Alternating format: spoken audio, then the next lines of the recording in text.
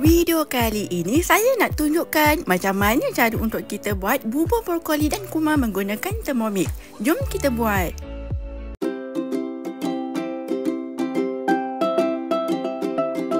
Mula-mula sediakan bahan-bahan iaitu beras yang dibasuh, sedikit brokoli dan kumar. Anda juga dimasukkan sedikit protein. Masukkan beras yang dibasuh.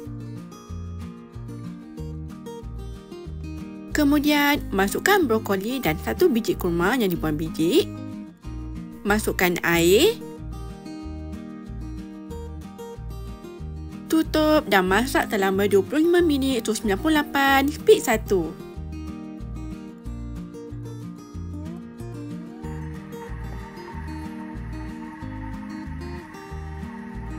Dah siap. Tekstur bubur ini agak kasar untuk bayi 6 bulan.